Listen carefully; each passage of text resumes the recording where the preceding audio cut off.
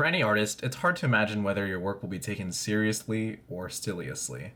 I have to imagine Scott Cawthon didn't know whether his third installment in the Five Nights at Freddy's franchise would be taken seriously. Five Nights at Freddy's, despite its initially silly premise, approaches it with full seriousness. In trying to redeem his failed game attempts, and after not resting on his laurels, Scott created FNAF 1 with an intensity that shocked audiences. The visible decay of the pizzeria and the more subdued story told through newspaper headlines and phone guy dialogue struck a chord with a generation of internet users. Naturally, to capitalize on this, Scott released a sequel that, again, received widespread acclaim. He became more ambitious with more animatronics, more mechanics to manage, and even more story. For the threequel, though, his approach changed, and instead of trying to grow again in scale, he decided to pull back a bit. In doing so, Scott decided to focus on other additions to keep the game engaging and lore relevant. Instead of continuing to pile on animatronics from the already densely packed second installment, he makes one horrifically designed stalker villain. Springtrap couldn't be combated, only survived. His character design would prove to be the best in the series yet. Snapped bones and decaying flesh still visible, with eyes that held more life than any robot had previously exhibited before. His movement was different, controlled and purposeful rather than animalistic and desperate. Accompanying this game's singular main villain was a roster of ghosts and a location that appeared even more haunting than any abandoned pizza restaurant. With sickly green lights dimly reflected off dilapidated halls flooded with rainwater, Fazbear Fright seemed like the most appropriate location to stage a horror game so far. And yet, despite all this effort to build up to something truly frightening, the community seems to hold the consensus that FNAF 3 wasn't all that scary. Whether intentionally or not, some design choices in the game continue to stretch fans' suspension of disbelief further than before, and in some cases cause immersion to break. Yes, the tension caused by the cameras flickering out and the slow head movements of the security guard may be effective, but any buildup of tension is immediately led down by jump scares with, I'll say it frankly, no sauce in their animations. Springtrap slid into frame so smoothly that many felt it detracted from the game's fear factor. But more importantly than animation holding FNAF 3 back from being scary, it asked you to dial a code into the wall like a telephone. I really have no more eloquent way of describing that. FNAF 3 asks you to punch a code into the wall tiles like it was a phone number. If this doesn't seem absurd to you now, it's probably because the FNAF franchise has since tried to pull way crazier stuff.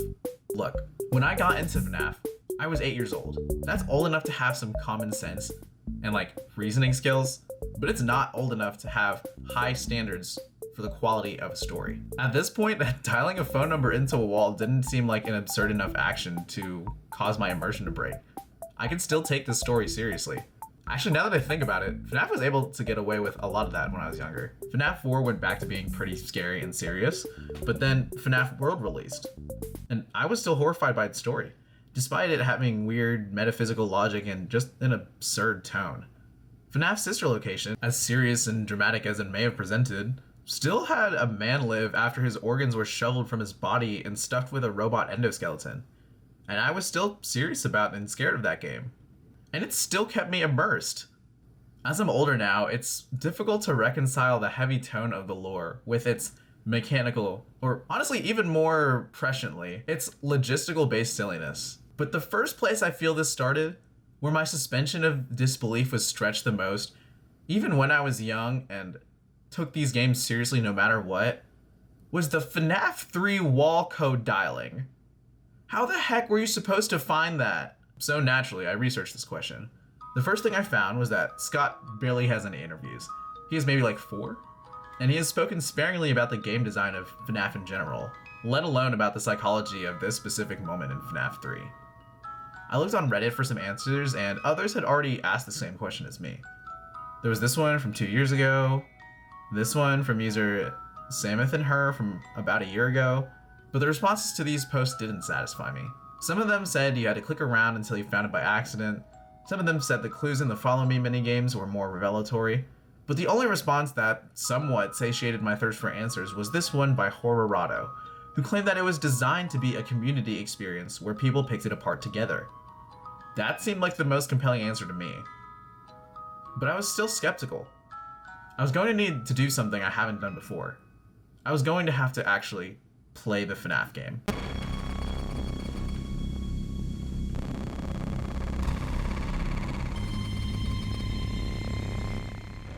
You see, up until now, the way I experienced FNAF was always vicariously. Primarily through live streams for the first playthrough, and then I'd follow the theory community through MatPat's videos. I'd never actually played FNAF for myself. For one, when I was younger, I was genuinely terrified of it. I remember this one moment I was sleeping over at my friend's house, and we were sleeping downstairs, and it was dark, and there was a dark hallway that was open because there wasn't any doors. And I was so scared that something may have popped through there, like an animatronic, that I had to run upstairs and sleep with my parents. But even now, as I grow older and no longer carry those fears, I'm still hesitant and squeamish with horror video games. BioShock was a tense experience for me. Resident Evil was a game I couldn't even play for more than 2 hours without having to take a long break.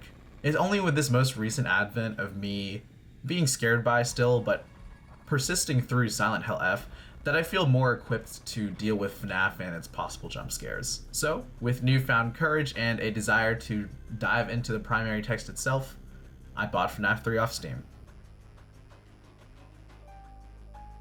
The first thing I noticed was, oh man, the graphical fidelity had not held up as it had in my mind. I was watching some videos and I was like, wow, I actually really like the art direction in this game. But the low resolution kind of took me out of it.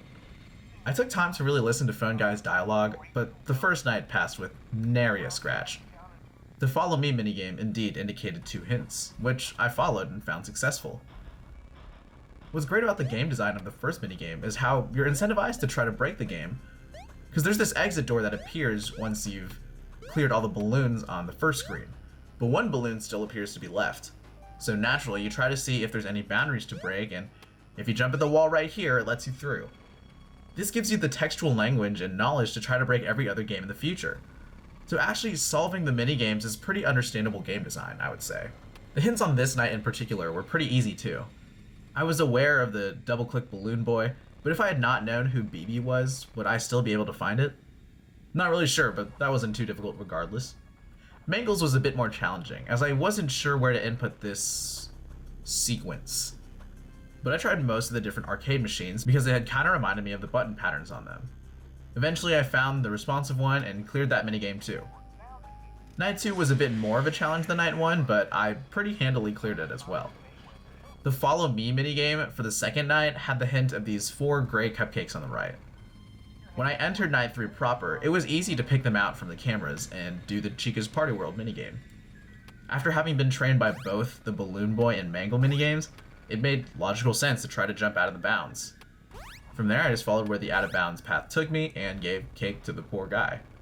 Rinse and repeat for Night 3, and then the Follow Me minigame for Night 4 gives me the number code on the right. And now entering Night 4 proper, I just kind of realized that this experiment was kind of stupid, because of course I knew you could hit the tiles on the wall, and I couldn't get rid of that information just because it was so ingrained in my memory. So, defeated, I cleared the Stage 1 minigame and just continued to play. I didn't come out learning nothing though.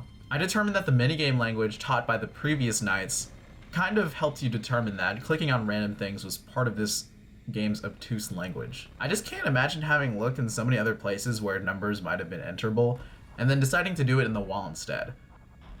But maybe it's true that it was meant to be discovered by the community and shared with everyone else.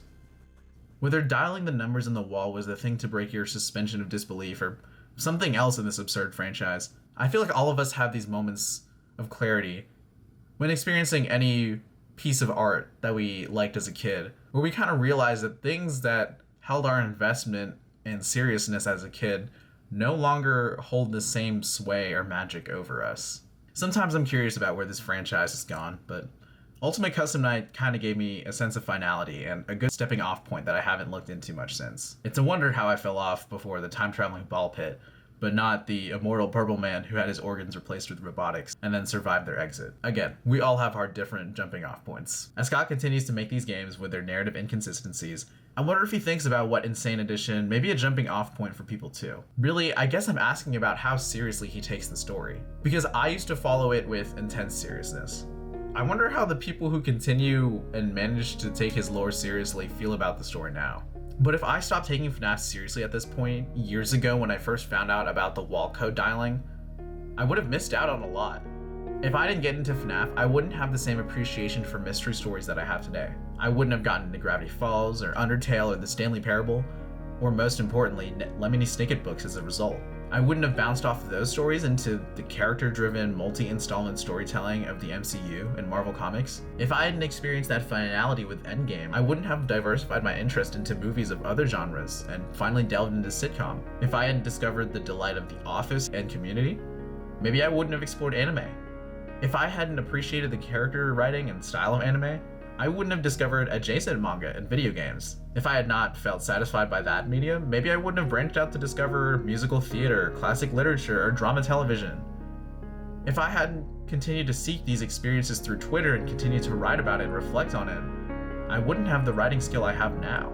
Maybe I wouldn't be going to college at NYU in January. I place a lot of significance on the FNAF games because it's the first time I remember taking story writing seriously. And if somehow I had been taken out by the wall dialing codes back then, where would I be now? I appreciate that the roots and origins of my writing skills are just from taking a silly game seriously. And honestly, if people took their silly experiences more seriously, maybe we'd have a more thoughtful culture.